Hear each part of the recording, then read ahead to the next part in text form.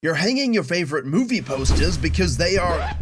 What are you doing, Kyle? You think Back to the Future has scientifically correct time travel? Well, it doesn't. Einstein's equations literally allow time travel, but what you can't do is change anything that happened in the past. That's the paradox of time, Kyle. I thought you understood more about space after all our adventures. You probably also think the Fermi paradox is about why aliens haven't invaded us yet.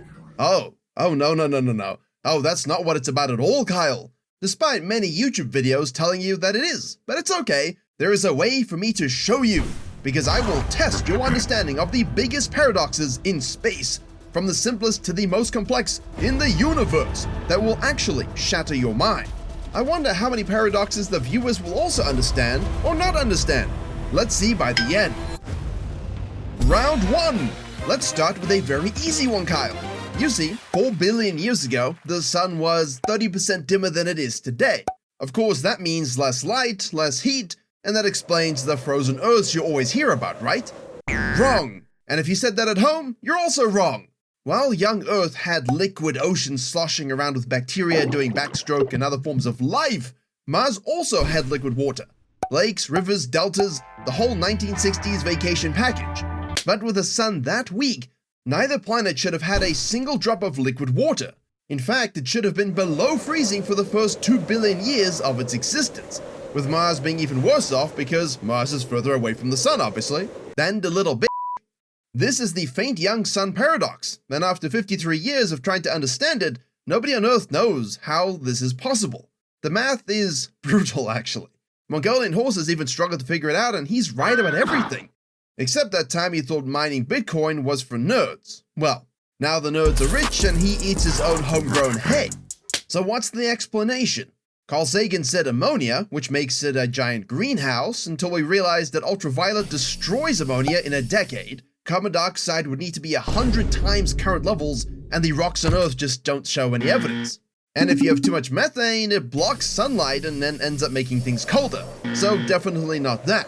There are other possibilities, of course, that we're exploring, but the entire reason you exist, Kyle, is that the Earth is warm enough to brew life 4 billion years ago.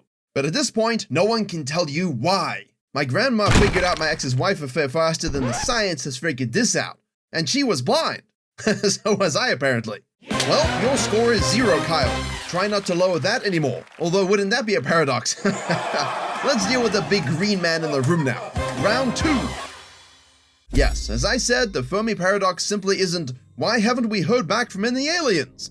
Let me explain it to you properly, my alien-looking human.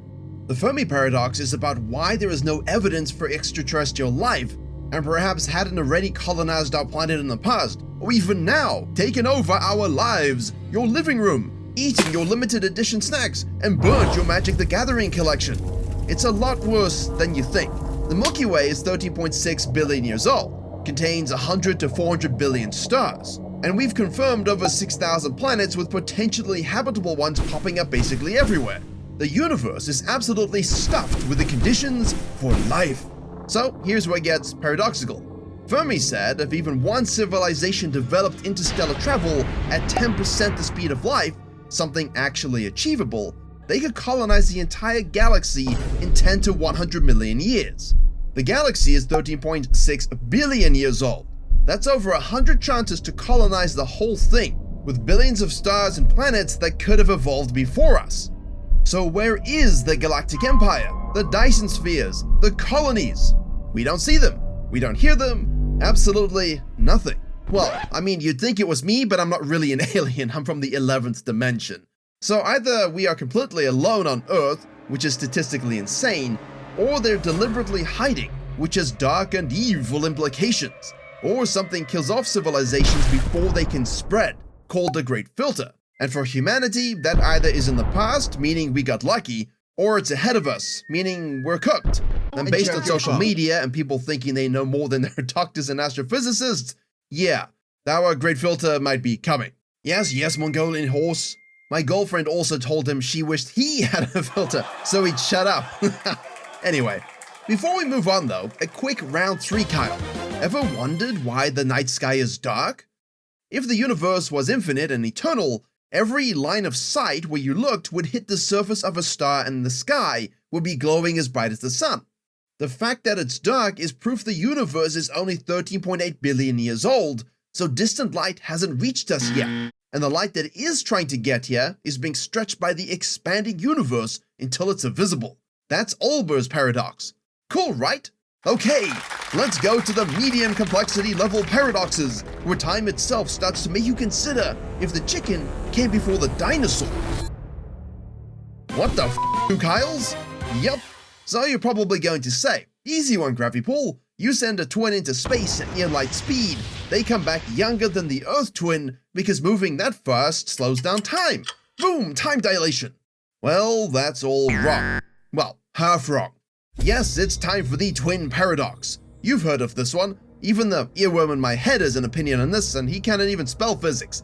See, the traveling twin does come back younger. That part is true, but that's not the paradox.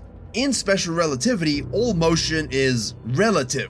Nothing is really at rest. So from Earth's perspective, the spaceship is moving fast and its clock ticks slower. Fine. But from the spaceship's perspective, Earth is the one moving fast in the opposite direction. So the Earth's clock should tick slower instead. So which is it? They can't both be right. That is the actual twin paradox. But the actual answer is that the two twin situations are not the same. The traveling twin has to turn around to come home. The Earth twin never does. Because space-time geometry is weird, the spaceship's path across space actually ends up taking less total time. Sure, it's confusing, but that's because your brain didn't evolve to understand 4 dimensions. It evolved to throw spears at deer and figure out which berry won't kill you. And this isn't just theory, by the way. Your GPS satellites correct for this every single day. Or your phone would say you're swimming in the Atlantic Ocean looking for the nearest Starbucks right now. Not that right now means anything. What? You thought you and me and every human experiences the same right now? Well, that does mean right now everyone can go to gravipool.com and have a look at the beautiful space art we have, and then follow us on Spotify. But no, Kyle, that means this next paradox is going to really make your hairs frazzled. Not yours, Mongolian horse. Your hair is lush as always. Round 5. What the f***, 2 of me? Yep, it's important. But first, what is happening right now in the Andromeda galaxies? Stars dying, Andromeda running out of gas, it's moving towards the Milky Way. However, there is no right now in Andromeda for us. There is no right now anywhere far enough away. Welcome to the Andromeda paradox. See, the Andromeda galaxy sits about 2.5 million light years from Earth. The light hitting your eyeballs from it tonight left there 2.5 million years ago, before humans even existed. But here is where it gets really weird. As me and my Gravipool twin move away from each other, my definition of right now in Andromeda and his definition of right now in Andromeda differ by approximately 3 to 4 days. And not just business days like every damn package I order.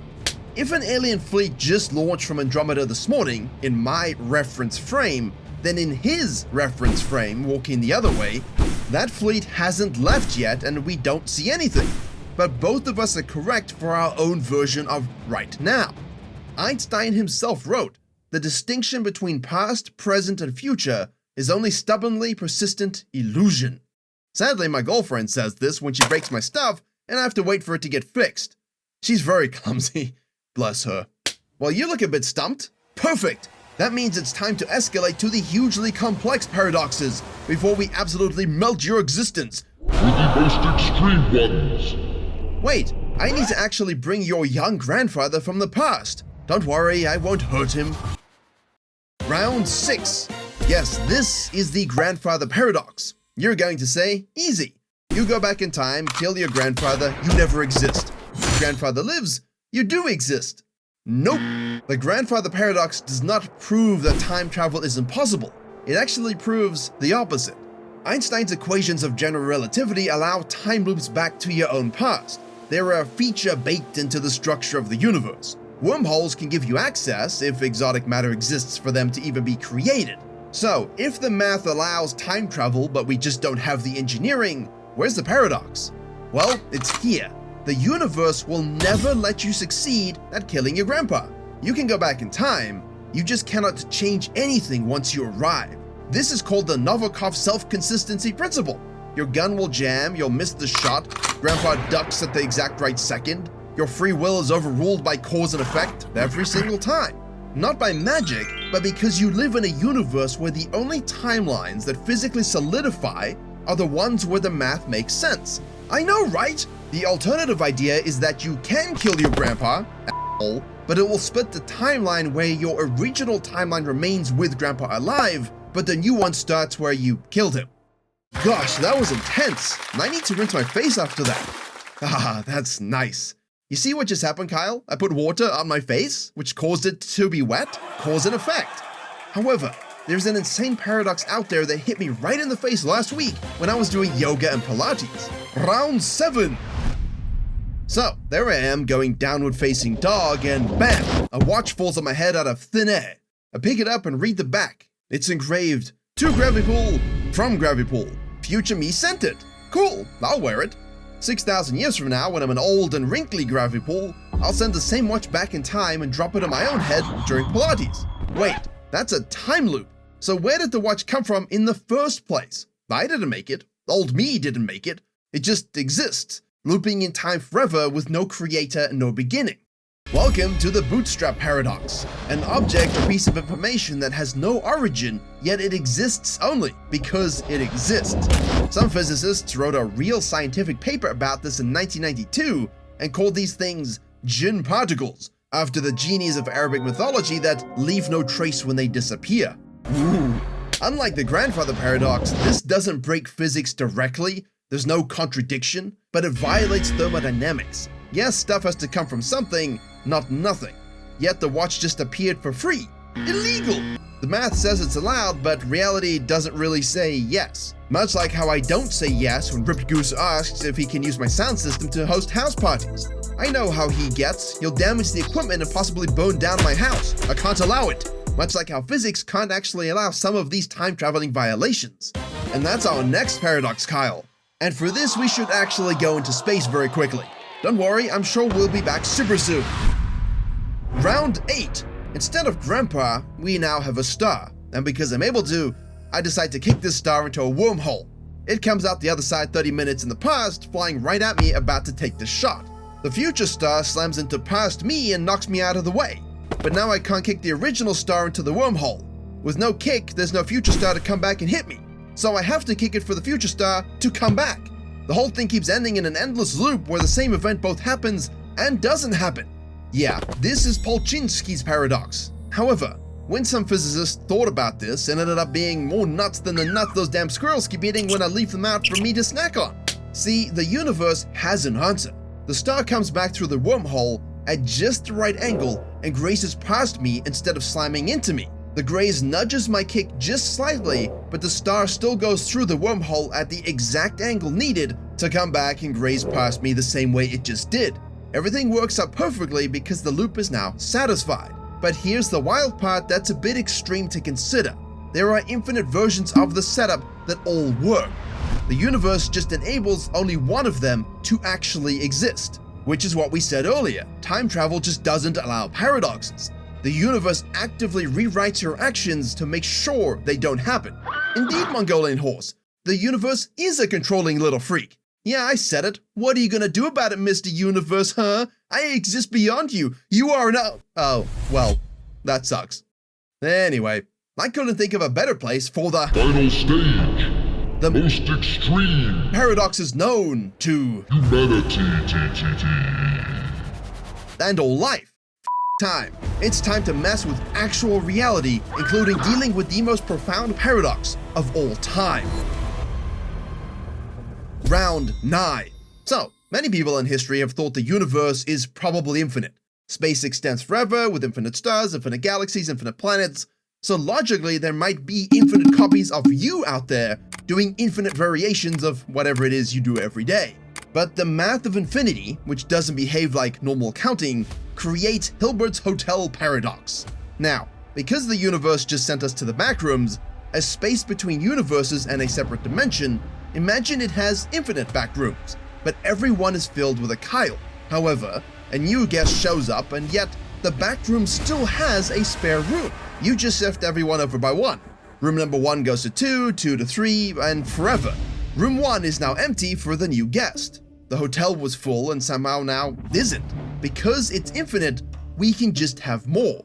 Infinity plus anything is still infinity, even infinity plus infinity.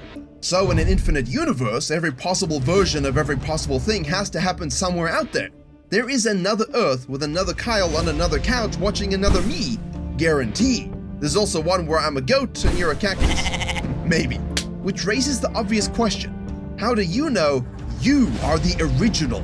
Well, in this case, I know you're not. I mean, what? But in round 10, this next paradox says you might not be any of them because you might not exist at all. Stay with me. You can handle it, Kyle. The viewer is currently freaking out because of this video. Just one more step. This is the Boltzmann brain paradox, named after a 1900s physicist who was just trying to figure out why the universe started with low entropy. You know, the order of things, like having low messiness and everything gets messier over time. And when he did this, he accidentally invented existential horror. In a universe full of random energy and infinite time, particles can occasionally arrange themselves into any possible configuration, including, theoretically, a fully functioning human brain that pops into existence with false memories of a life it never lived, a consciousness that fluctuates into being out of a cosmic randomness, complete with fake memories of being a Kyle getting by the weather, or falling for his French teacher, or even walking past that hobo in the parking lot. But the math suggests that random brains popping into existence is way more probable than the entire 13.8 billion year universe with stars and evolutions actually happening. So, statistically, in any sufficiently large universe, like ours, you are vastly more likely to be a random Boltzmann brain that just fluctuated into existence 5 seconds ago with false memories of your whole life than an actual human in a real cosmos. You are probably a Boltzmann brain, Kyle, and so am I. So is anyone watching this? And the past has already happened, but not to us because we aren't the original versions of ourselves. But now imagine if all of that is a lie and the black hole paradoxes are the biggest ones of all.